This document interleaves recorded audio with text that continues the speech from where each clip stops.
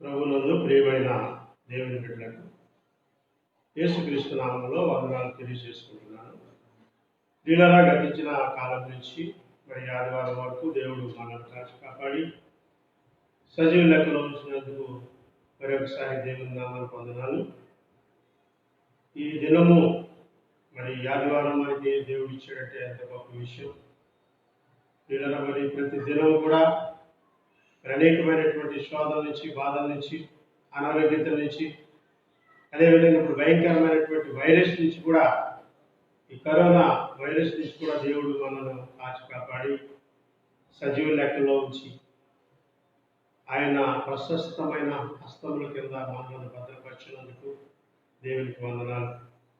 అందరూ మరి ఆరోగ్యంగానే, సంతోషంగాను, క్షేమంగా ఉన్నారని భావిస్తున్నాను. అదేవిధంగా ప్రతిదినము ఈ యొక్క అనుదిన ప్రార్థనలో మరి దేవునికి ఘనత, మహిమ, ప్రభావం చెల్లిస్తున్నారని మరి నేను ఎంతగానో మీ కొరకు అనుదినము ప్రార్థించున్నాను. ప్రార్థన చేసుకుందాం. పరిశుద్ధుడా, మహోన్నతుడా, సర్వాధికారి ఘనమైన దేవా, మీ ఉన్నతమైన నామమునకు వందనాలు చెల్లించుకుంటున్నాం. ప్రభువా, గతించిన కాలం నుంచి దినం వరకు మమ్మల్ని కాచి కాపాడి సజీవ లెక్కలో ఉంచారు నాయన. ఆదివారం మీ ప్రియమైన బిడ్డలతో కొన్ని విషయాలు నాయన మరి దైవ జ్ఞానము ఈ బిడ్డలకు బోధించడానికి, అయ్యా వారి నిమిత్తం ప్రార్థించడానికి మాకు ఇచ్చినటువంటి మహాభాగ్యాన్ని బట్టి మీకు వందనాలు దేవా. అల్పులము, దౌర్భాగ్యము నాయన, పనికిరాడు వాడు నాయన దేవా, అదేవిధంగా వెరివాడు ప్రభా నాయన, ఈ లోకంలో మరి జ్ఞానం లేని వారికి ఉన్నటువంటి మమ్మల్ని మీరు ఎన్నిక చేసుకుని ఈ పరిశుద్ధ లేఖనాలను బోధించే భాగ్యాన్ని కలుగజేసినందుకు వందనాలు ఆయన. అదేవిధంగా లేఖనాలు ధ్యానించుకున్నప్పుడు ప్రభువా, ఇంట్లో ప్రతి బిడ్డను మీరు జ్ఞాపకం చేసుకోండి. మరి హృదయంలో వాక్యాన్ని నాటికపరిచి చేయండి. భద్రత కలిగి మరి ఆత్మలను వారు రక్షించుకుని ప్రభువా, మీ పరిశుద్ధమైన పరలోకంలో తండ్రి ప్రతి ఒక్కరూ పాల్పొందుటకు సహాయం చేయండి నాయన. మరి మీరు చేసే ప్రయత్నము ప్రతి ఒక్కరికి కూడా నాయన ఆశీర్వాదకరంగా ఉండడానికి సహాయం చేయండి. ఈ ఆరాధనకు మీరు అధ్యక్షత వహించండి. ఆది నుంచి అంచు వరకు నడిపించండి. ఘనత, మహిమ, ప్రభావాలు పొందమని యేసయ్య పరిశుద్ధమైన నామములో ప్రార్థించున్నాము తండ్రి, ఆమేన్. ప్రభునందు ప్రియమైన సహోదరులారా, మరి దేవుని యొక్క మరి వాక్యాన్ని మనం చూసుకున్నట్లయితే ప్రియులారా, దేవుడు మరి భూమి మీద నివసించే ప్రతి మనిషికి కూడా ఆయన పరిశుద్ధ లేఖనాల ద్వారా అనేకమైన హెచ్చరికలు చేశారు. ఎందుకంటే ఈ భూమి మీద మనం జీవించినంత కాలం కూడా మరి ఇక్కడ ఈ జీవిత కాలము ఎంతకాలం అయితే ఇక్కడ ఉంటామో అంతకాలమే తప్ప మరి ఈ లోకాన్ని విడిచిన తరువాత ఇక్కడ మనం ఏమి సంపాదించుకున్నా చివరికి మన బంధువులు కానీ, మన భార్య బిడ్డలు, లేక భర్త, ఇంకా అనేకమైన సహోదరులు, వీరందరినీ కూడా విడనాడి వెళ్ళవలసినటువంటి సమయం మనకి ప్రతి ఒక్కరికి ఉంది. కాకపోతే ఏంటంటే మరి లోకంలో కొంతమంది ధనవంతులు గాను, కొంతమంది దరిద్రులు గాను, కొంతమంది భాగ్యవంతులు గాను, ఏమీ లేని వారుగా కూడా మనం జీవించినంతకాలం కూడా దేవునికి నమ్మకస్తులుగా జీవించాలని దేవుని వాక్యం మనకు బోధిస్తుంది. సమయంలో ఒక ధనవంతుడు గురించి మనం మాట్లాడుకుందాము. పరిశుద్ధ గ్రంథంలో లూకా సువార్త 12వ అధ్యాయము. మరి చాలామంది ఈ విషయాన్ని చాలాసార్లు బోధించారు, మీరు విని ఉన్నారు. కానీ మరొకసారి దీన్ని మనం జ్ఞాపకం చేసుకుందాం. 12వ అధ్యాయము 16వ వచనం నుంచి 20 వచనాలు చదువుకుందాం. ఒక ధనవంతుని భూమి సమృద్ధిగా పండెను. అప్పుడు అతడు, నా పంట సమకూర్చుకోవటకు నాకు స్థలము చాలదు కనుక నేనేమి చేతులని తనలో తాను ఆలోచించుకొని, నేనెలాగూ చేతును, నా కొట్లు విప్పి వాటికంటే గొప్ప వాటిని కట్టించి అందులో నా ధాన్యమంతటిని, నా ఆస్తిని సమకూర్చుకొని, నా ప్రాణమా, అనేక సంవత్సరములకు విస్తారమైన ఆస్తి నీకు సమకూర్చబడి ఉన్నది, సుఖించుము, తినుము, త్రాగుము, సంతోషించుమని చెప్పుకుంటున్నాను. అయితే దేవుడు, వెర్రివాడ, ఈ రాత్రి నీ ప్రాణం అడుగుచున్నాను, నీవు సిద్ధపరిచినవి ఎవరి వదలని అతనితో చెప్పాను. ప్రభునందు ప్రియమైన సహోదరులారా, మరి యొక్క లేఖనాలను మనం చదివినప్పుడు, వినినప్పుడు కూడా ప్రతి ఒక్కరు కూడా దీని విషయంలో చాలా లైట్గా తీసుకుంటారు, ఈజీగా తీసుకుంటారు అన్నమాట.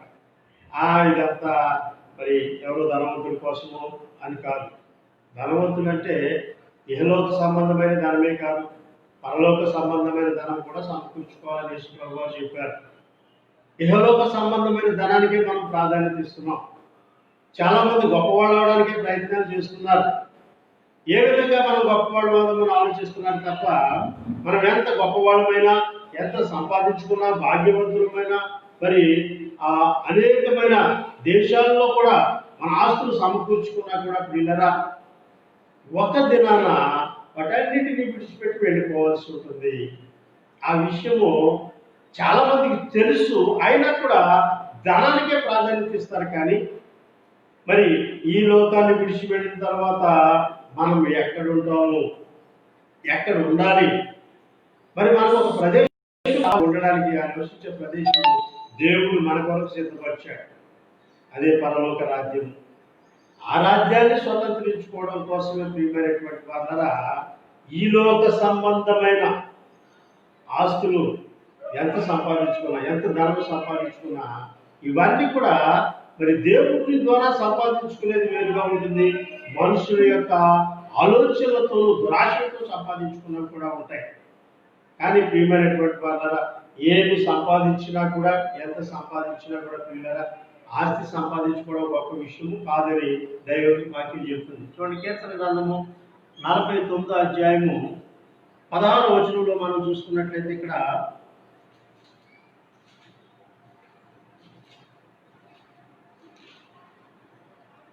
ఒకడు ధన సంపన్నుడైనప్పుడు వాని యొక్క ఘనత విస్తరించినప్పుడు భయపడకము, వాడి చనిపోయినప్పుడు ఏమీ తీసుకొని పోడు, వాని ఘనత వాని వెంట రాదు.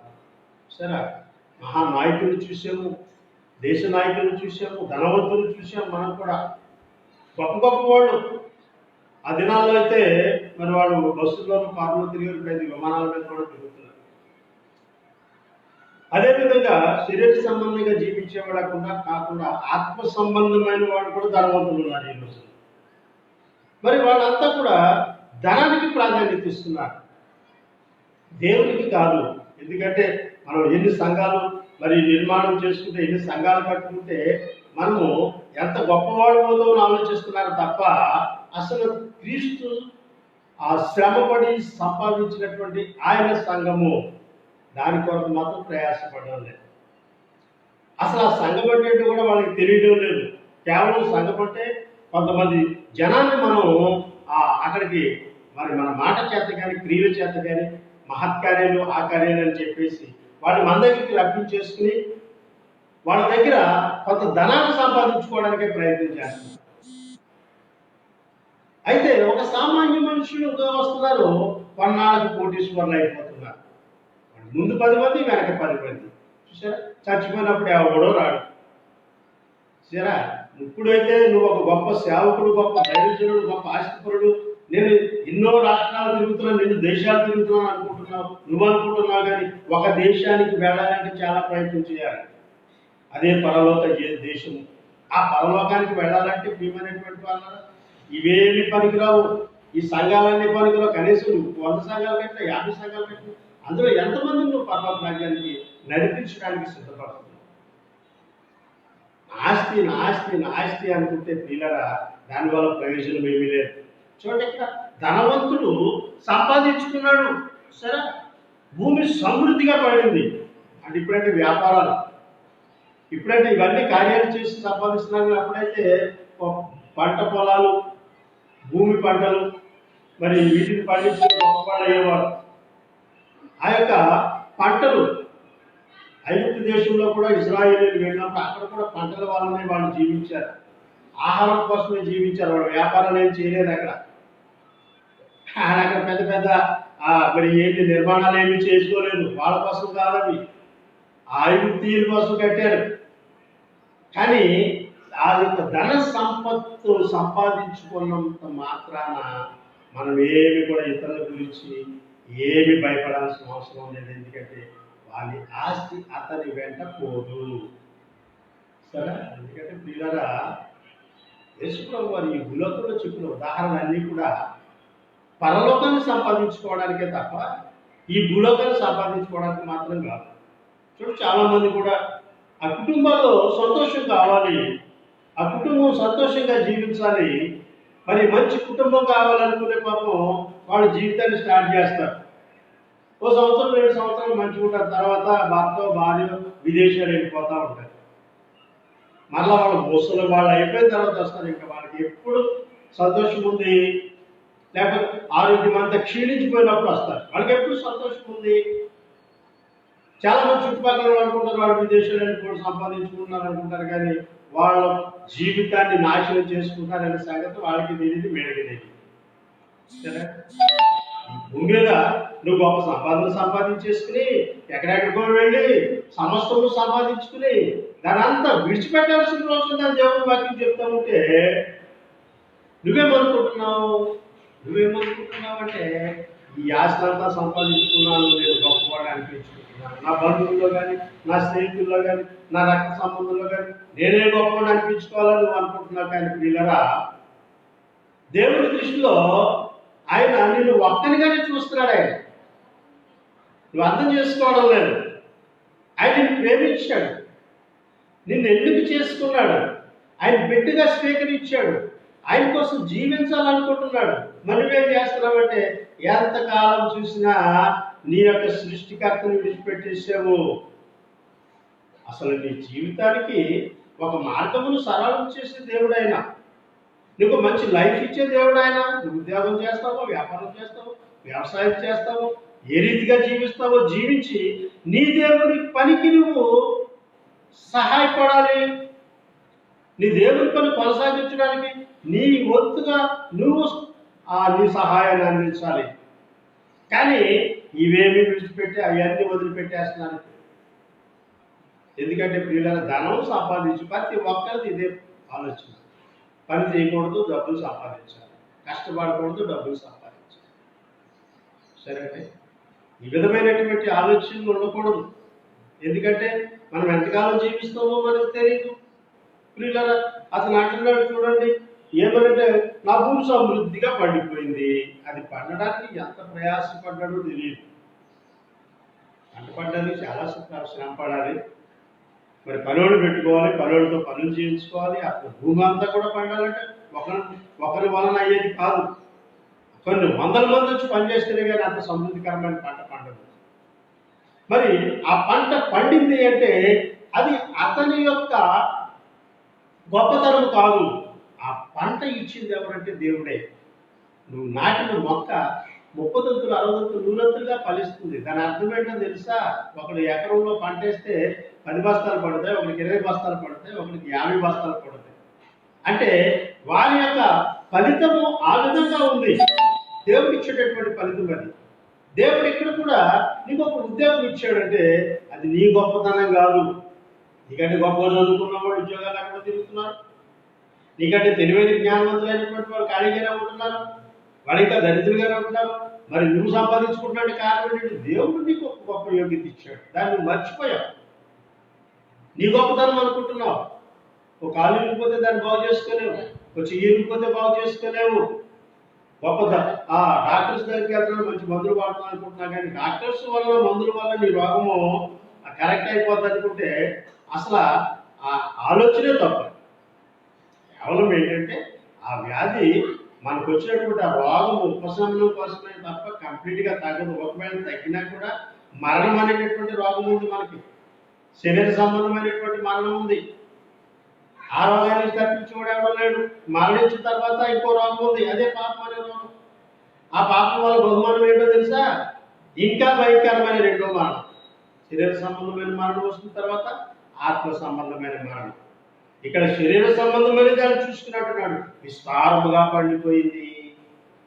ఇప్పుడున్నటువంటి కొట్లు సరిపో, సరే డబ్బు విస్తారంగా వచ్చేసినట్టు ఒక బ్యాంకు సరిపోదు, అన్ని బ్యాంకులు వేసేస్తారు. ఇక్కడ అయిపోయింది, విదేశాల్లో ఉన్న బ్యాంకులో కూడా దాచేసుకుంటా ఉంటారు. వీళ్ళరా మరి ఇవన్నీ కూడా మనుషుల యొక్క అవివేకంతో చేసినటువంటి పనులు. వివేకం కలిగినటువంటి దేవుడు, జ్ఞాని అయినటువంటి దేవుడు మన కోసం సిద్ధపరిచినవి ఎన్నో ఉన్నాయి. వాటి గురించి మనం ఆలోచించట్లేదు. ఆయన ప్రణాళిక చాలా గొప్పది. ఈ భూమి మీద ఉన్నంతకాలం కూడా మనము నిష్కపటముగాను, నిర్దోషులుగాను, పరిశుద్ధులుగా జీవించాలని ఆయన ఆలోచన. అయితే ఆ విధంగా జీవిస్తే మనకు దినాలు లేవండి, రోజులు లేవండి, బతకలేవండి అనే వాళ్ళు ఎక్కువగా ఉన్నారు. ఏదో ఒకటి చేయాలి. గొప్పవాళ్ళు కావాలంటే ఏదో ఒక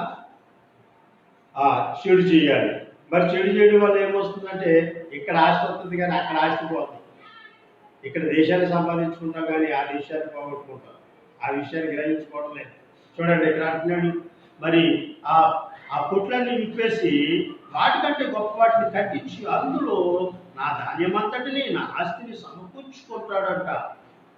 సరే, నా యొక్క సమస్తమైన ఆస్తిని, ధనము సమకూర్చుకుంటా. సరే అండి. ఇప్పుడు మనశ్శాంతిగా ఉంది ఆయన.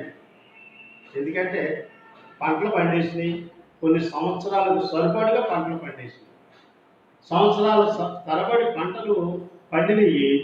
ఆయనకి ఏ లోటు లేదని అనుకుంటున్నాడు.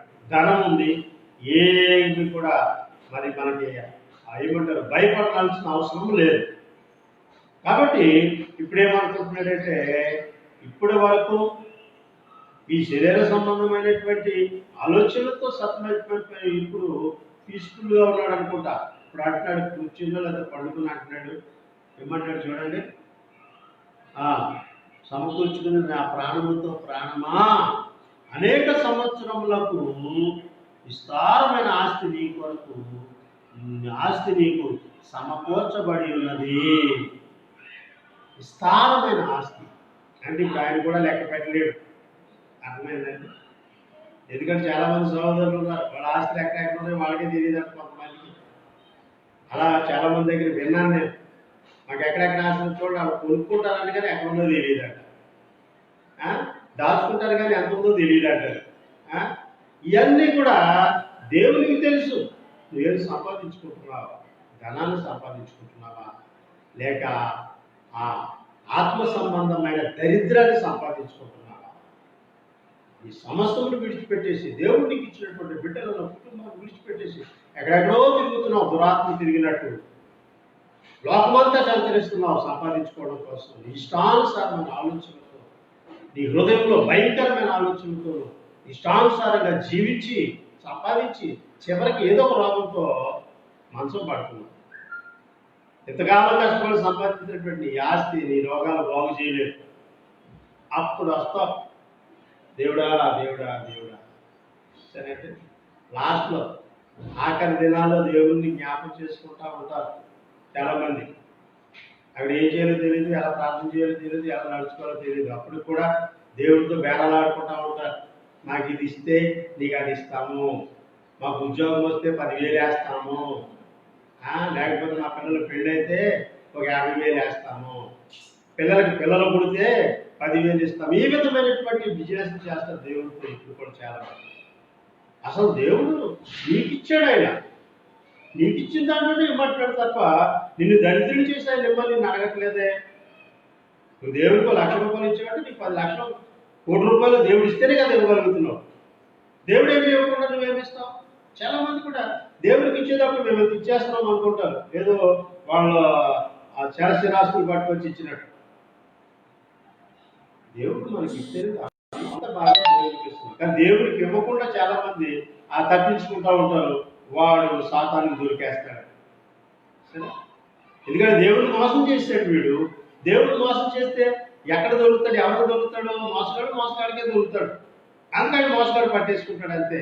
వెంటనే వీడు కూడా నా ప్రియ సహోదరుడే అంటాడు సాతాను. ఎప్పుడైతే దేవుడిని మోసం చేసావో, దేవుడు నీకు ఇచ్చిన దాంట్లో శ్రేష్టమైన దాన్ని ఇవ్వకపోతే దేవుడు నిన్ను ఆయన ఏమి హింసించడు. అయ్యో నా సహోదరుడికి విస్తారంగా ఇచ్చానే, మరి అతను ఎందుకు ఈ విధంగా మరి మోసకారితనం కొట్టున్నాడని ఆయన బాధపడతాడు. కానీ సాతానికి ఇది ఎంతో సంతోషం. ఎందుకంటే నువ్వు దేవుడిని తొలగిపోయా. దేవుడికి ఒక 10వ భాగం ఇవ్వాలి, ఒక శ్రేష్టమైన భాగం ఇవ్వాలి, లేకపోతే నీ ఆస్తిలో భాగం ఇవ్వాలి. వాక్యం చెప్తుంది ఇవన్నీ కూడా. ఆస్తిలో దేవుని భాగం ఇవ్వడం ఏంటండి? నా పిల్లలకైనా ఏమన్నా నేనేమో అనేవాడు ఉన్నారు, మోసగాడు ఉన్నారు, మీకు అది ఇచ్చేస్తామంటారు, చివరికి ఏమి చేయరు. ఇవన్నీ కూడా దౌర్భాగ్యం మాట్లాడి ఒకళ్ళు మోసం చేసామనుకుంటారు, కానీ దేవుడిని మోసం చేసినంత పాపం నాకు తెలియదు. పిల్లరా, సమృద్ధిగా దేవుడు ఇచ్చేసాడండి. ఇక పంటలు పండేసి విస్తారమైన ఆస్తి దానం వచ్చేసింది. కొట్లు విప్పుకున్నాడు, పెద్దలు కట్టుకున్నాడు, సమకూర్చుకున్నాడు. తన ప్రాణమా అనేక సంవత్సరాల కోసం నీ కొరకు సిద్ధపరిచేసారు. ఇవన్నీ కూడా తినుము, త్రాగుము, సుఖించుము. చూసారండి, తినుము, త్రాగుము, సుఖించుము. తినాలంటే తాగాలంటే సుఖపడాలంటే. చూసారు, చాలా మంది డబ్బు రాగానే కొంతమంది ఈ విధంగా కూడా బ్రతికేవాళ్ళు ఉన్నారు. దైవజనులు కూడా విన్నారా, బయటికి కనబడదు కానీ దైవజనులు కూడా చాలా మంది ఇలాంటి వాళ్ళు ఉన్నారు. మన సోదరుడు చెప్పాడు, ఒక పాస్టర్ గారంట, మరి కరోనాను కూడా నన్ను ఏం చేయలేదు అన్నాడు. అదేంటే బాబు, కరోనా ఇతరులు ముట్టుకుంటేనే కరోనా ఉన్నవాడికి వచ్చేదంటే అది నన్ను ఏమీ చేయలేదు, నేను పవిత్రుడు అని చెప్పేసి కరోనా ఉన్నవాడిని వెళ్ళి కౌగిలించుకున్నాడు. కౌగిలించుకున్న కాసేపటికే మనవాడికి కరోనా వచ్చేసింది, హాస్పిటల్లో పెట్టారు. సరే, దేవుడు మనకి ఇచ్చినటువంటి యోగ్యత ఆయన అవమానపరచడానికి కాదు. దేవుడిని అవమానపరుస్తున్నారు, ఆస్త్రాగానే దేవుడిని అవమానపరిచేస్తారు, దేవుడిని దూరస్తులు అయిపోతున్నారు. అప్పటి వరకు వీడు డైలీ 100-200 సంపాదించాడు, మంచిగానే ఇస్తాడు, 15 దశభాగం అంటాడు, ఆ భాగం అంటాడు, ఈ భాగం అంటాడు. ఇక ఎప్పుడైతే సమృద్ధిగా వచ్చిందో తినుము, త్రాగుము, సుఖించు. ప్రార్థన కూడా రాలేదు. ఏం లేదు, నేను ప్రార్థనకు రాలేదని అడిగితే ఏదో చెప్తూ ఉంటారు. సరే, కానీ ఆత్మ సంబంధమైన దాన్ని కోల్పోయినట్టు వాళ్ళకి తెలియదు. ప్రభువారు ఉదాహరణ చెప్పాడంటే అవి ఉచితమైనవే కదా అనుకుంటున్నారు చాలా మంది, వాటిని ఈజీగా తీసుకుంటున్నారు, కానీ అవి ఎంత కఠినమైనవో తెలియదు. నువ్వు రక్షణ పొందావంటే రక్షణ కొనసాగించడం ఎంత కఠినమైన విషయం తెలుస్తుంది. రక్షణ పొందకపోతే నువ్వు ఇష్టం వచ్చినట్టు బ్రతకవచ్చు. ఇష్టం వచ్చినట్టు బ్రతకడం అంటే లోకంలో అనేకమైనటువంటి పక్షులు, పశువులు అటు ఇష్టం వచ్చినట్టు బతుకుతాయి, నువ్వు కూడా బ్రతకవచ్చు. కానీ రక్షణ పొందిన తర్వాత నీ దేహము దేవునికి ఆలయం అయిపోతుంది. రక్షణ పొందిన తర్వాత నీ పాపపు జీవితం అంతా వెళ్ళిపోయి నువ్వు పరిశుద్ధుడు అయిపోతుంది. మరి ఇప్పుడు పరిశుద్ధుడు అయిన తర్వాత ఎంత జాగ్రత్తగా ఉండాలి ఆలోచించుకోవాలి. దినదినము జాగ్రత్త వహించాలి. ఇంకా శుభ్రపరచుకోవాలి. లోక సంబంధమైనటువంటి ఆస్తుల కోసం, వాటి కోసం పోరాడితే మనకి ఏమి మిగలదు. చివరికి విసర్జించాలి. వాటిని విసర్జిస్తేనే, సరే, వాటిని విసర్జిస్తేనే మనం గొప్పవాడము. ఎందుకంటే ప్రియమైనటువంటి విస్తారమైన సంపదలు దేవుని సేవకుడికి అవసరం లేదు. సువార్త ప్రకటించడానికి అవసరం లేదండి. ఇప్పుడు సువార్తలు గవర్నమెంట్ వైపు చూస్తున్నారు. గవర్నమెంట్ మాకు కూడా ఏం చేయాలి? గవర్నమెంట్ ఎక్కడి నుంచి వచ్చింది? దేవుడు ఇస్తేనే. నీకు ఒక అధికారం ఇచ్చాడు. ఈ రోజున దేవుడు ఇచ్చిన అధికారం కోసం, వాళ్ళ కోసం మనం ప్రయత్నిస్తున్నాం. అధికారాన్ని ఇచ్చిన దేవుడిని యాచించట్లేదు. మాకేమో కావాలంటారు, ఏమి ఇస్తారండి? గవర్నమెంట్ ఏమి ఇస్తారు? గవర్నమెంట్ ఒకవేళ నీ దగ్గరికి వచ్చి ఇవ్వాలన్నా నీకు అక్కడ ఏమున్నది? నీకు గుర్తింపే లేదు. ఇక్కడ చాలా మంది చాలా విషయాల్లో దైవ సేవకులు కూడా చాలా బాధిస్తున్నారు, చాలా బాధలు పెడుతున్నారు. అది వాళ్ళకి గ్రహించుకోవడం లేదు. ఏవేదో చేస్తున్నాం అనుకుంటున్నారు, కానీ వాళ్ళ ఏం చేయాల్సిన అవసరం లేదండి. దేవుడే చేసుకుంటాడు. దైవజనుడికి భోజనం పెట్టాలంటే దేవుడే చూసుకుంటాడు. వాడికి వస్త్రం కావాలంటే దేవుడే చూసుకుంటాడు. వాడి కుటుంబాన్ని దేవుడే పోషిస్తాడు.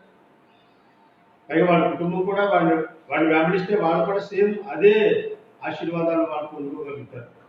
వాళ్ళు వెంబడించకపోతే వాళ్ళు కూడా అంతే. వీళ్ళరా ఏలి కుమారులు కూడా గొప్ప దైవజనుల కుమారులు. వాళ్ళు కూడా గొప్ప దేవత్వం ఉన్నటువంటి ఆ గొప్పతనాన్ని సాటి చెప్పుకునేటటువంటి పిల్లలు లోకాశంలో పడిపోయి మరి వాళ్ళ వంశాన్ని నాశనం చేసుకున్నారు. వాళ్ళ తిండి కోసం, త్రాగుడు కోసం, వ్యభిచారం కోసం వీళ్ళరా వాళ్ళ చివరికి వాళ్ళ వంశం నాశనం అయిపోయింది. మంచి యుద్ధశూరులు వాడు, జ్ఞానవంతులు, తెలివిగల వాడు. ఏ ప్రయోజనం? ఒక ప్రవక్త మరి కనిపించినటువంటి బిడ్డలు ఆ తండ్రి కంటే ముందుగానే వాళ్ళు చనిపోవడం జరిగింది. ఎందుకంటే పిల్లరా ఈ మార్గము మామూలుది కాదు. నా తర్వాత నా కుమార్తెలు వంశపారంపర్యంగా వచ్చేది కాదు ఇది.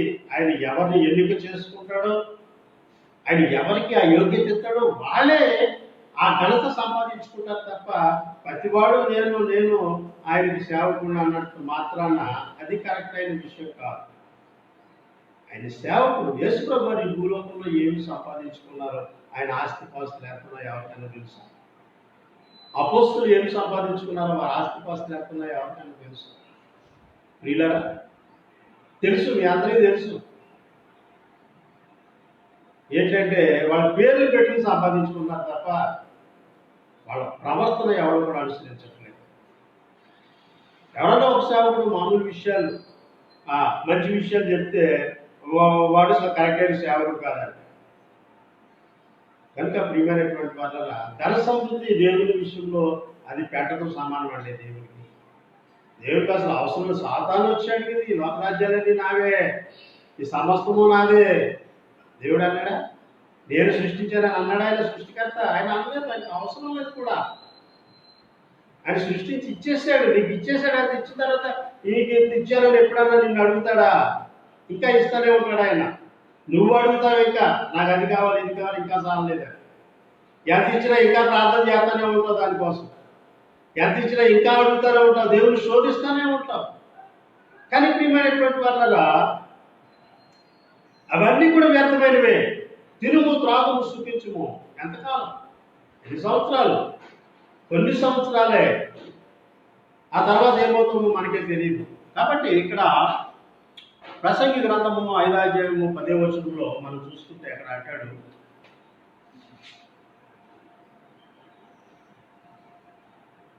ద్రవ్యమును అపేక్షించువాడు ద్రవ్యం చేత తృప్తి నొందడు, ధన సమృద్ధి నపేక్షించువాడు దాని చేత తృప్తి నొందడు, ఇది వ్యర్థమే. ద్రవ్యాన్ని సంపాదించుకున్నాడు, ధనాన్ని సంపాదించుకున్నాడు, కానీ వానికి తృప్తి అనేది లేదు. ఎప్పుడైనా 1,00,000 రూపాయలు చూడలేదు అనుకుంటాడు ఒక సహోదరుడు. 1,00,000 అయిన తర్వాత సరిపెట్టుకుంటాను, నాకు ఈ 1,00,000తో చాలా. ఇక 1,00,000 తర్వాత కోట్లలోకి వెళ్ళిపోతాడు. ఆ తర్వాత ఇంకెంత వస్తుందో, ఏం కావాలో కూడా అవసరం లేదు, సంపాదనే కావాలి. ప్రియమైనటువంటి వాళ్ళ మొదట నీ స్థితి ఏమిటి? ఒక మొక్క నాటావు అంతే. ఆ మొక్క ఫలించిందంటే ఆ ఫలింపు దేని వల్ల కలిగింది? దేవుని వల్ల కదండి. రోజున నువ్వు ఒక యోగ్యమైన జీవితాన్ని సంపాదించుకుంటే దేవుని కృప. దేవుని కృప అంటే ప్రియులలో చాలా మంది అనుకుంటారు, దేవుని కృప అంటే గొప్ప గొప్ప ఆస్తి ఇచ్చేస్తున్నాం అనుకుంటాం. కాదు. దేవుని కృప వల్ల బిల్డింగ్లు కట్టాను, దేవుని కృప వల్ల అది. దేవుని కృప అంటే శ్రమలు. అర్థమైందా? దేవుని కృప అంటే శ్రమలే. అపోస్తలుడైన పౌలు గారు కూడా అన్నాడు, ప్రభు నా శరీరంలో ఒక ముళ్ళు ఉందయ్యా, దాన్ని తీసే ప్రభు అన్నాడు.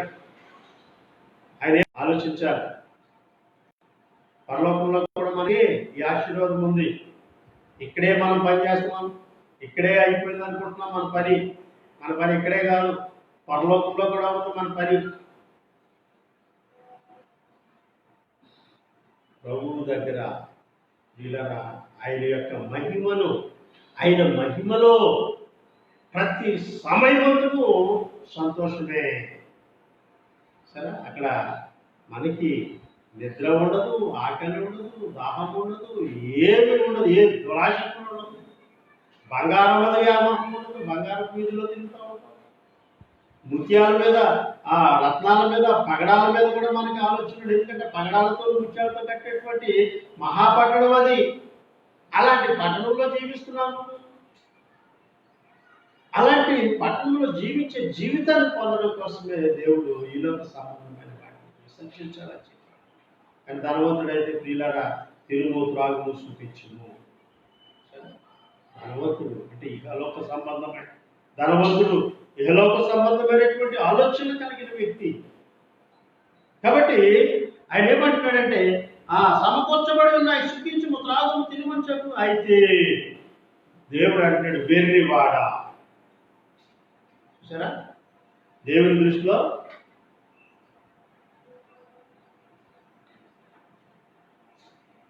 ప్రియులారా ఈ ప్రపంచమంతటిలోనూ ధనవంతుడిగా అనిపించుకోవచ్చు, ఈ లోకమంతటిలో కూడా గొప్పవాడు అనిపించుకోవచ్చు. కానీ దేవుడి దృష్టిలో ఈ గొప్పవాడంతా ఏమైపోయారంట?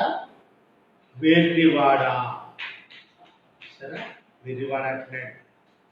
వెర్రివాడా, మరి ఈ రాత్రి నీ ప్రాణం అడుగుతున్నారయ్యా. ఈ రాత్రి నీ ప్రాణం ఈ రాత్రి అడుగుతున్నారు. మరి ప్రాణం వెళ్ళిపోతుంది. మరి నీవు సిద్ధపరిచినవి ఎవరి అవుతాయి? సిద్ధపరిచేది ఎవరు అవుతాయి? అక్కడ ధనవంతుడు తన పిల్లల్ని, తన కుటుంబాన్ని, తన స్నేహితుల్ని, బంధువులు పిలిచి చెప్పలేదు. వాని కోసం చెప్పుకుంటున్నాడు ఇక్కడ.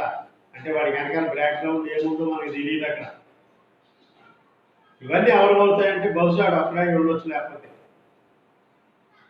ఆ ధనవంతుడికి చాలా మంది ఉంటారు వెనకాల, కానీ వాళ్ళ గురించి అక్కడ రాయబడలేదు. వాడి గురించే చెప్తున్నాడు. వెళ్ళివాడి రాత్రి నీ ప్రాణం అడుగుతున్నాడు. ఇవన్నీ ఎవరు అవుతాయంటే అసలు వాడికి ఎవరు లేరేమో, ఏమీ లేకపోయినా కూడా సంపాదించేస్తూ ఉంటారండి చాలా మంది. భార్య ఉండదు, పిల్లలు ఉండదు, అయినా కూడా కోట్లు కోట్లు సంపాదించేసి వాళ్ళ జీవితాన్ని ఇక్కడ ఏం చేస్తారు, సాధించుకుంటారు. అప్పుడు ఎవరు అవుతాయి? ఆ విషయం కూడా వాళ్ళకి తెలియదు. ఈ రాత్రి నీ ప్రాణం ఎవరు అడుగుతారు?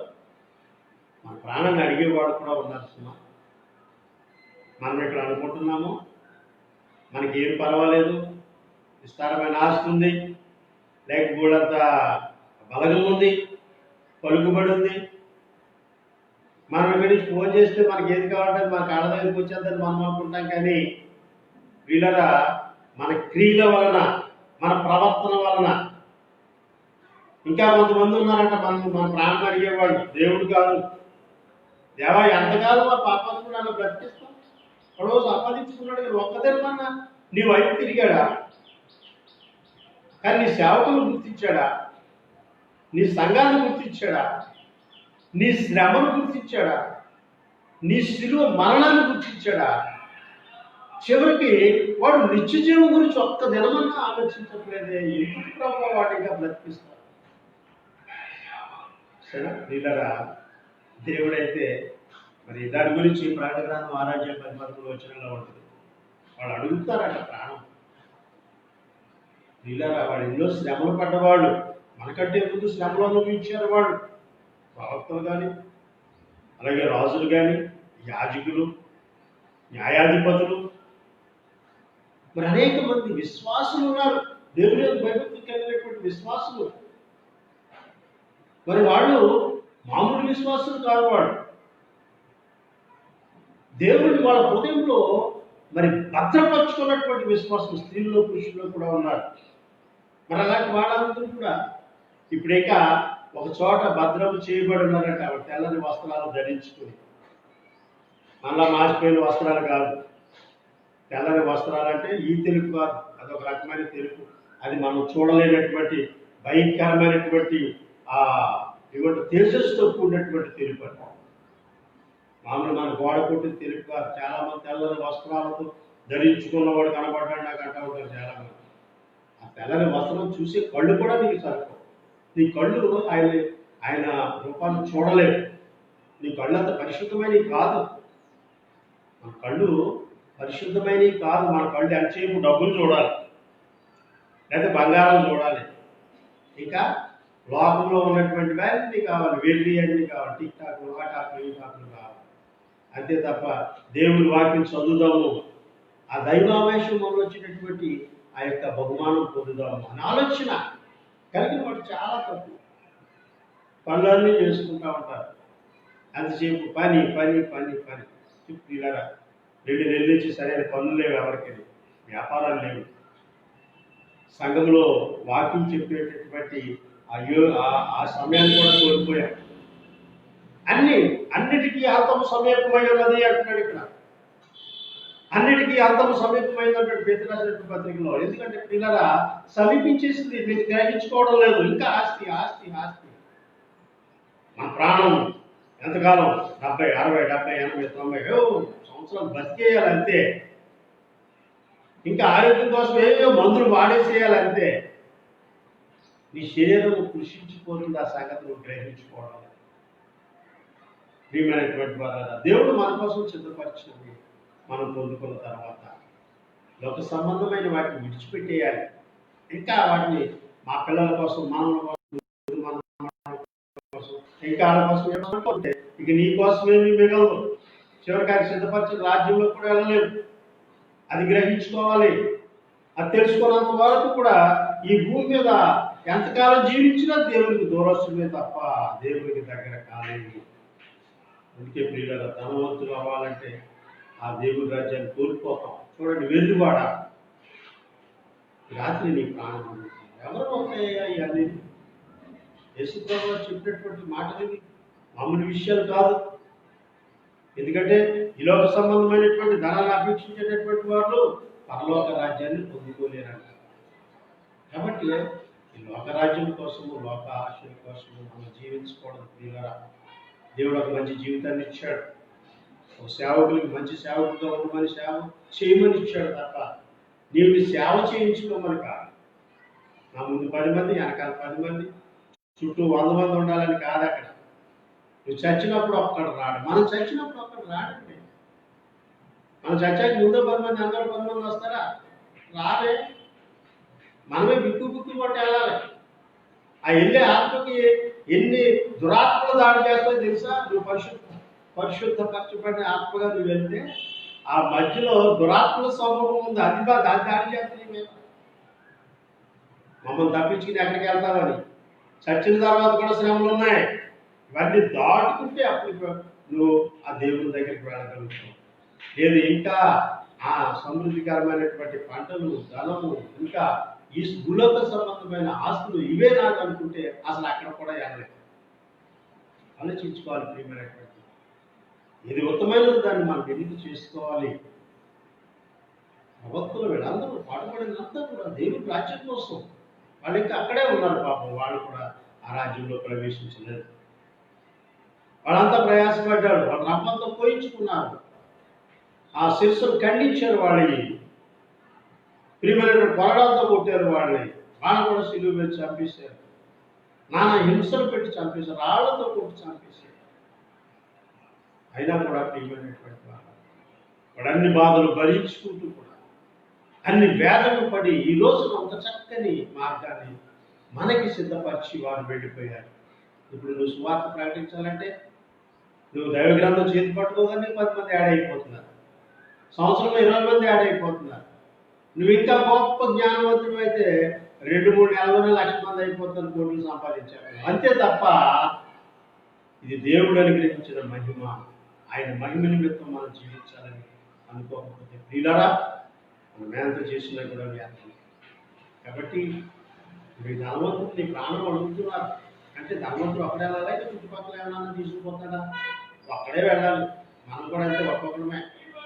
మనం ఎంత సంపాదించి ఇచ్చినా కూడా మన పిల్లలు రారు మన ఇంట. మనం ఎంత ప్రేమించినా మన భార్య, మన బిడ్డలు, మన కుటుంబం, మనతో ఎవరు రారు. ఒంటరిగానే వెళ్ళాలి. స్త్రీ అయినా పురుషుడైనా కూడా. మరి ఒంటరిగా వెళ్ళాలంటే నీకు తోడుగా నీ దేవుడు నీకు తోడుగా ఉండాలి. చాలా మంది అంటారు దేవుడు నన్ను సాగనెత్తుకుని నడిపిస్తున్నాడు. దేవుడు సంఘంలో కూర్చోవడం అంటే మామూలు విషయం అంటే అగ్నిలో కూర్చున్నాడు తెలుసా? ఆయన మండే అగ్ని, దహించు అగ్ని. అగ్నిలో కూర్చుంటావా నువ్వు? అగ్ని ఆయన వాక్యాలే గంట చదవ. ఒక గంట దేవుని వాక్యాన్ని చదువుకోలేము, ప్రార్థన చేయలేము. నీ కుటుంబం కొరకు గట్టిగా ప్రార్థన చేయలేము. ఎంతసేపు బయట వాళ్ళ నుంచి రావాలని చూసేటటువంటి నీకు ఆయన ఆశ్రయం దొరకాలంటే చాలా చాలా కష్టం. కాబట్టి ఈ 2 నెలల్లో నువ్వు ఏం చేశావు? 3వ నెల వచ్చేసింది. ఈ 3వ నెలలో కూడా ఏం చేయబోతున్నావు? ఎంతో ఫ్రీడమ్ అంటున్నాం. ఫ్రీడమ్ అంటే మనము ఆ కరోనాను ఆహ్వానించినట్టే. అర్థమైందా? బస్సులో ప్రయాణం చేస్తున్నారంట. ఆ బస్సులో ఎక్కిన వాళ్ళు అందరూ బాగా మంచివాడే, కానీ ఒక్కడు కరోనా పట్టినోడు ఎక్కాడు. ఇప్పుడు ఏమైపోయింది? బస్సు అంతా దించేసి వాళ్ళని ఎక్కడికి పంపించారు? క్వారంటైన్కి పంపించారంట. చూసారా?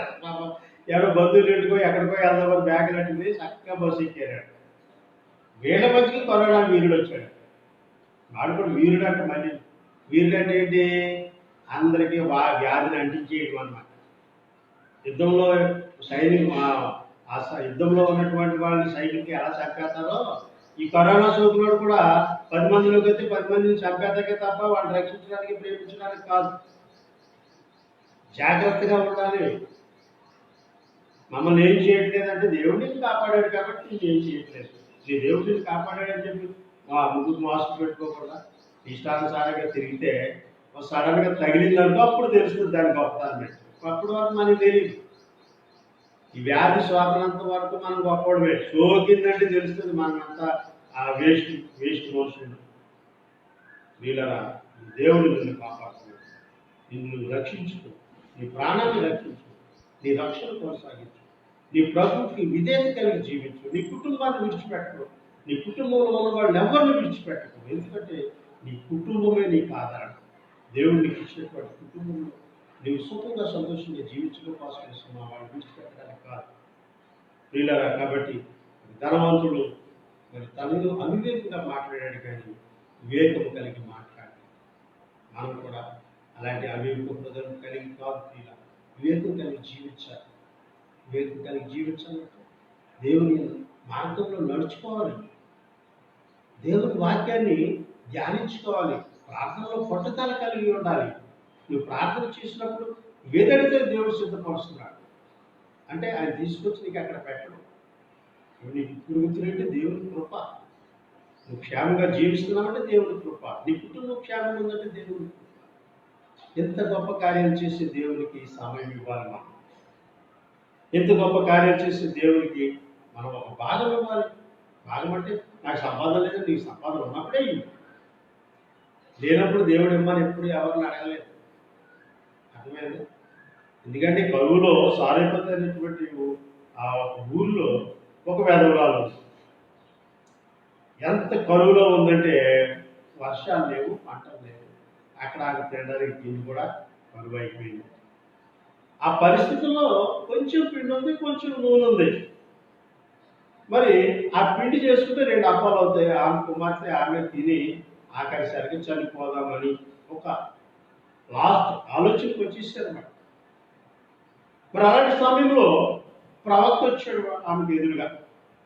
ఆయన అంటాడు, అమ్మ గ్లాసుతో నీళ్ళు ఇస్తావా అన్నాడు. నీళ్ళు కూడా లేవు అక్కడ. సరే, ఎవరో దైవజనుడిలా ఉన్నాడు, కొన్ని నీళ్ళు అడిగాడు కదా తెద్దామని బయలుదేరితే అమ్మ వచ్చినప్పుడు ఒక అప్పం కూడా తీసుకురాడు.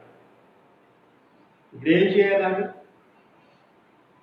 ఇదేంటయ్యా, నా పరిస్థితి నీకు తెలుసు కదా, 3 నెలల నుంచి పనులు ఏమీ లేవు, కానుక లేదంటున్నావు, దశం భాగం అంటున్నావు, ఏంటి అక్కడి నుంచి తెచ్చేవ్వాలి? మరి ఆ విధంగా ఆయనకు తెలియదా ఆమె దగ్గర ఏమీ లేదని? 2 అప్పాలు అవుతాయని ఆ యొక్క ఆ దైవజనుడికి తెలీదా? తెలుసు. అయినా కూడా ఎందుకు అడిగాడు? అసలు ఆమె దేవుని యొక్క విశ్వాసం ఉన్నదా లేదా? నేను చెప్పిన పని చేస్తుందా చేయదా?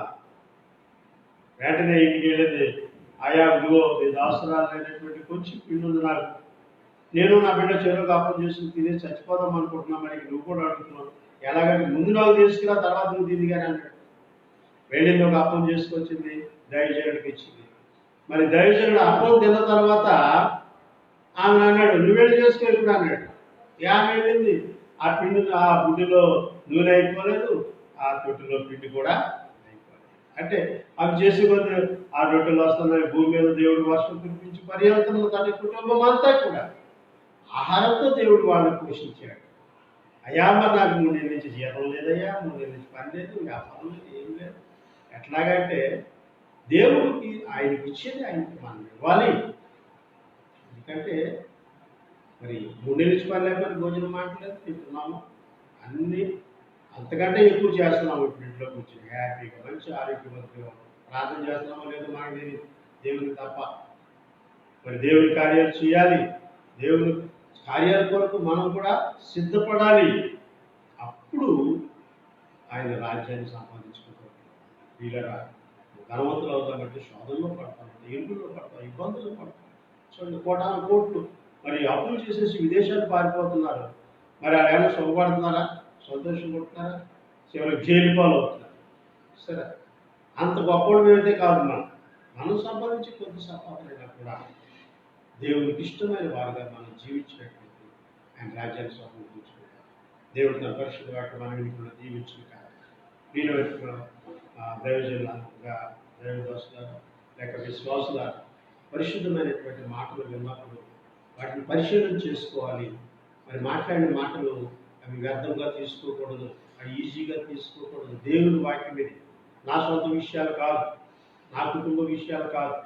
ఎందుకంటే నేను ఇవాళ ఉంటాను, నేను కనబడకుండా పోతాను. కానీ దేవుని వాక్యం యుగ యుగాల తరతరాలు ఈ భూమి మీద భూలోకంలోను పరలోకంలోను ఉండేటటువంటి గొప్ప సందేశం ఇది. దీని విషయంలో మాత్రము అశ్రద్ధ చేయదు. విన్నటువంటి మాటలు, అయ్యో మనం భూమి మీద ఉన్నంతకాలం దేవుడికి విధేయులుగా ఉంటున్నామా, ఎలా ఉంటున్నాం, ప్రార్థన జీవితం కలిగి ఉంటున్నామా లేదా? అంతేకాదు విన్నటువంటి ఈ యొక్క సందేశాన్ని మీరే కాదు, మీ స్నేహితులు కూడా దాన్ని షేర్ చేసుకోవచ్చు. ఎందుకంటే ఇవి చెడ్డ మాటలు ఏమి కాదు. మీరు కొంచెం 2 నిమిషాల నుండి 3 నిమిషాలు బంద్ చేసుకోవచ్చు, అది మీ చేతుల్లో ఉంది. కానీ మొదట చూడండి, ఏదో ఒక మంచి భోజనం చేస్తారు, 2 మొదలెట్టుకుని మానే కదా, కంప్లీట్ చేసేస్తాం. ఇంకా ఆనందంగా పట్టుకాడి తింటామంట.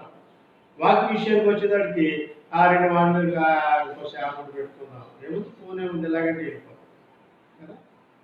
ఇలాగంటే వెళ్ళిపోతుందని మనం అనుకుంటున్నాం, కానీ మన జీవితం అలాగే వెళ్ళిపోతుంది. జాగ్రత్త, నీ జీవితం ఏర్పాటిది ఇంతలో కనపడంతలో నాయకుడు ఆవిరి పట్టింది ఎక్కువ పత్రికలో చెప్తాడు వీళ్ళారు. కాబట్టి చాలా జాగ్రత్తగా విన్నటువంటి వాక్యాన్ని జ్ఞాపకం చేసుకోవాలి.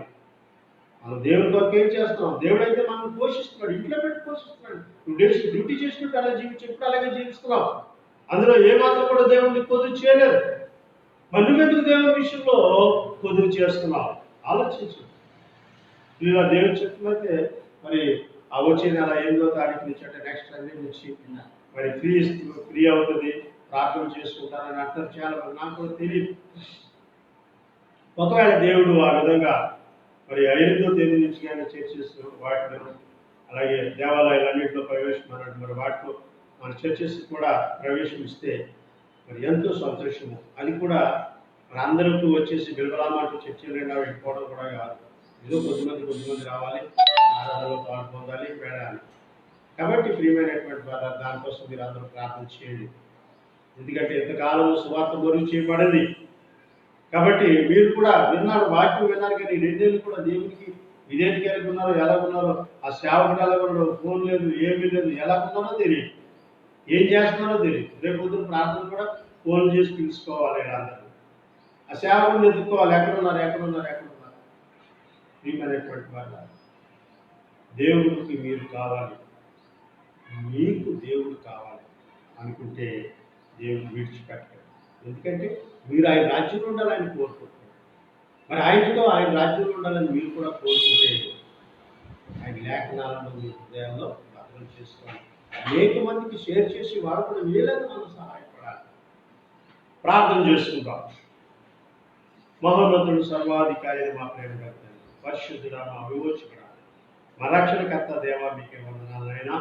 లోక సంబంధమైనటువంటి ధనం కొరకు, లోక సంబంధమైనటువంటి భోగభాగ్యాల కొరకు అయ్యా మరి జీవించడం కంటే అయ్యా మీ యొక్క మరి రాజ్యం కొరకు, మీ యొక్క దేశం కొరకు, మీ పరలోక పట్టణం కొరకు నాయన దరిద్రులుగా జీవించిన ఏమీ కాదు నాయన. దాన్ని సంపాదించుకుంటే ఎంతో సంతోషం ప్రభావం. కనుక హృదయంలో నూరంతులుగా ఫలించడానికి సహాయం చేయండి. విన్నటువంటి వారు దాన్ని ఇతరులకు పంచేటట్టు ఒక మంచి మనసు వారికి దయచేయండి ప్రభావ. ఈ పరిశుద్ధమైన నామంలో ప్రభావ ఈ ఆదివారం ఈ బిడ్డలందరినీ కూడా ఈ కరోనా బారి నుంచి, ఈ లోక సంబంధమైన అనేకమైనటువంటి ప్రమాదాల నుంచి కూడా నీ బిడ్డలు కాపాడారు. ఇంకా రాబోయే దినాల్లో నాయన మన వర్షాకాలం వస్తుంది నాయన, ఇంకా అంటరాని అనేకమైన రోగాలు వస్తాయి. కాబట్టి ఇప్పుడు అడ్డుకుంటే రోగం వచ్చేస్తున్నాయి, అప్పుడు ముట్టుకోకుండానే రోగాలు రావచ్చు. కనుక అలాంటి వైరస్ని కూడా మీరు నిర్మూలన చేయండి. ప్రస్తుతం ప్రపంచ దేశాల్లో వణికిస్తున్నటువంటి ఈ కరోనా వ్యాధిని తొలగించండి నాయన. మంచి వ్యాక్సిన్ కనుగొని నాయన బిడ్డలందరికీ దాన్ని అందించి నాయన దాని నుంచి ప్రతి ఒక్కరూ బయటపడడానికి సహాయం చేయండి ప్రభావ. నీ కృప ఉంటేనే నాయన ఆ యొక్క శాస్త్రవేత్తలు దాన్ని తయారు చేయగలరు దేవ. నీ కృప ఉంటేనే నాయన ఆయా దేశాలు దాన్ని అధికమైన ఖర్చు చేసి దాన్ని సంపాదించుకోగలరు ప్రభావ. అదేవిధంగా తండ్రి, మీ పరిశుద్ధమైన నామంలో ఆ కరోనాతో బాధపడుతున్నటువంటి లక్షలాది మంది ప్రజలు హాస్పిటల్లో ఉన్నారు దేవా. మరి వాళ్ళు ఏ విధమైనటువంటి ఆదరణ నోచుకోక ఆయన వారి బంధువుల దగ్గరికి రావట్లేదు, స్నేహితుల దగ్గరికి రావట్లేదు, కనీసం డాక్టర్లు కూడా వైద్యం చేసే డాక్టర్లు కూడా భయపడుతున్నారు ప్రభావ. వాళ్ళకి అంత భయంకరమైన వ్యాధి వాళ్ళకి సోకిందంటే వాళ్ళు ఎంత పాపం చేసుకున్నారో వాళ్ళు తెలుసుకోవట్లేదు ప్రభావ. నాయన కాబట్టి మరి మీరు ఒక పక్షవాయువు గల వ్యక్తిని మీ దగ్గరికి తెచ్చినప్పుడు మరి నీ పాపములు క్షమించబడ్డాయన్నారు ప్రభు మీరు. కానీ అది ఆశ్చర్యం కలిగింది. ఇదేంటి వాడిని స్వస్థత పరచకుండా పాపాలు క్షమించలేంటి అనుకున్నారు. కానీ ప్రభు ఒక రోగము, భయంకరమైన రోగము, ఇతరులు అసహించుకునే రోగం ఇది. కనీసం కృష్ణుడినైనా ప్రేమిస్తారు కానీ కరోనా వచ్చిన ఎవరూ ముట్టుకోసుకోవాలి. అంత అసహ్యకరమైన రోగము సోకిందంటే వాళ్ళు ఎంత పాపం చేసి ఉండొచ్చో వాళ్ళు గ్రహించుకోలేకపోతున్నారు. ఇతరుల చేత కనీసం వాళ్ళ బిడ్డలు చేయాలని ఉంటుంది, వాళ్ళ కుటుంబం చేయాలని ఉంటుంది. దేవా, డౌట్ ఉన్నా కూడా వాళ్ళు ముట్టుకోవట్లేదు. కాబట్టి నాయన ఆ వ్యాధిగ్రస్తుల అందరినీ కూడా క్షమించి స్వస్థపరచండి. వారి బిడ్డలకు, వారి కుటుంబాలకు మళ్ళా తిరిగి వాళ్ళని తప్పించండి నాయన. అదేవిధంగా మిగిలిన వాళ్ళకు కూడా కరోనా రాకుండా మీకు ఆపదించండి. అలాగే సంఘస్థుల కొరకు ప్రార్థిస్తున్నాం. సంఘంలో బిడ్డలందరినీ ఆశీర్వదించండి, సంఘాన్ని బలపరచండి, సంఘాన్ని ఆశీర్వదించండి. ఆయా సంఘాల్లో పనిచేస్తున్న దైవజనులందరినీ ఆశీర్వదించండి ప్రభు. వారి పనికి తగిన ప్రతిఫలాన్ని ఇవ్వండి. పేదవాళ్ళు ఉన్నారు ప్రభు, ఎవరన్నా ఏదైనా ఇస్తున్నారంటే ఎంత దూరమైన పరిగెడుతున్నారు. అక్కడ అడుక్కుని వాళ్ళు చూసినట్టు చూస్తున్నారు ప్రభు సేవకులు. నాయన ధనవంతులైన సేవకులు ఏదో ఇస్తున్నాము రమ్మని చెప్పి అక్కడికి వెళ్ళి నానా హింసలు పెడుతున్నారు ప్రభు. బీపీలు, షుగర్తో బాధపడి ఉంటున్నారు కదా. అయ్యో పాపం చూడకుండా వాళ్ళు ఇష్టం వచ్చి గంటలు ఒక పూట భోజనం పెడతాం అని చెప్పి నాయన వాళ్ళు నానా హింసలు పెడుతున్నారు నాయన. దేవా, ఏమైనా కూడా పేదవాళ్ళు చూస్తే గొప్పవాడికి నాయన మరి విడ్డూరంగానే ఉంటారు నాయన. అయినా మా పేదరికాన్ని మేము పేదవాళ్ళలో ఎప్పుడు కూడా నాయన మరి మిమ్మల్ని మేము నిందించుకోవట్లేదు. దేవా, ఎంత పేదవాడైనా నీ రాజ్యంలో గొప్పవాడి. నీ రాజ్యంలో మమ్మల్ని జ్ఞాపకం చేసుకోండి, నీ బిడ్డలను జ్ఞాపకం చేసుకోండి. దేవా, మీకే వందనాలు చెల్లించుకుంటాం. ఈ ఆదివారము నీ బిడ్డలతో మాట్లాడడానికి, మహిమగా మీ వాక్యాన్ని బోధించడానికి మాకు ఇచ్చిన మహాభాగ్యాన్ని బట్టి వందనాలు. ప్రపంచాన్ని స్వస్థపరచండి, ఆయా దేశాల్లో ఉన్న ప్రజలందరినీ స్వస్థపరచండి. మరి నూతనంగా ఒక భయంకరమైన శోధన మిడతల దండు వచ్చింది. ఈ మిడతల దండు ఇప్పుడుది కాదు ప్రభా. మరి ఇజ్రాయేలీలు నాయన ఐగుప్తు దేశంలో ఉన్నప్పుడే ఆ మిడతల దండు మీరు రప్పించారు. ఆ దేశంలో ఉన్నవాడు పంట అంతా పాడు చేసి అదేమి చేయలేకపోయారు. ఇప్పుడు అదే మిడతల దండు అన్ని దేశాల మీద, అన్ని రాష్ట్రాల మీద దాడులు చేసుకుంటూ వస్తున్నాయి ప్రభు. ఒక్కొక్క సూచనలు కనబడుతున్నాయి కానీ మనుషులు తెలుసుకోవడం లేదు. భూకంపాలు వస్తున్నాయి ప్రభా. ఇంకా అల్పపీడనాలు, తుఫానులు వచ్చి ఊళ్ళు కొట్టుకుపోతున్నాయి, దేశాలు మునిగిపోతున్నాయి. సముద్రం ముందుకొచ్చి గ్రామాలే ముంచేస్తున్నాయి ప్రభా. దేవా, ఇంత భయంకరమైన దినాల్లో మేము ఏ సమయంలో ఏం సంభవిస్తుందో ఎవరికి తెలియని పరిస్థితుల్లో ఉన్నారు ప్రభా. కనుక నీ బిడ్డలకి ఎప్పుడైనా కూడా మంచి జ్ఞానాన్ని దయచేయండి. మీ వాక్యాన్ని తెలుసుకోవాలి ప్రభా, మీ నామాన్ని తెలుసుకోవాలి ప్రభా. మీ దగ్గరికి వాళ్ళు స్వస్థత పొందాలి నాయన. ప్రతి ఒక్కరూ మంచి భాగ్యము పొందుకోవాలి తండ్రి. అదేవిధంగా ప్రపంచ దేశాల్లో పనిచేస్తూ దైవజనులందరినీ కూడా మీకు ఆహ్వానించండి. వారి కుటుంబాన్ని ఆశీర్వదించండి, వారి పని ఆశీర్వదించండి, తగిన ప్రతిఫలాన్ని దయచేయండి. నాయన సమయంలో ప్రార్థన చేసిన ప్రతి బిడ్డను మీరు ఆశీర్వదించండి, స్వస్థపరచండి. ఇచ్చత మీద మరో సమయంలో కలుసుకుని బిడ్డలకు మంచి ఆత్మానాన్ని ఇచ్చడం ఆయన మాకు మహాభాగ్యం కలగజేస్తారని యేసయ్య పరిశుద్ధమైన నామములో ప్రార్థించున్నాము తండ్రి, ఆమేన్. తండ్రి దేవుని మన ప్రభువును రక్షకుడైన యేసుక్రీస్తు పరిశుద్ధాత్మ అన్యోన్య సహవాసం మనందరికీ మన ముఖ్యంగా ప్రపంచ దేశంలో కరోనాతో బాధపడుతున్నటువంటి వారికి, మరి ఆయా దేశాల్లో ఉన్నటువంటి దేశాది నేతలకు, మన దేశంలో ఉన్నటువంటి మంత్రులకు, ముఖ్యమంత్రులకు, ప్రధానమంత్రులకు, అధికారులందరికీ సదాకాలము తోడుగా ఉండుగాక. ఆమేన్. అందరికీ వందనాలు. దేవుని చేతులైతే మరో సమయంలో కలుసుకుంటాం.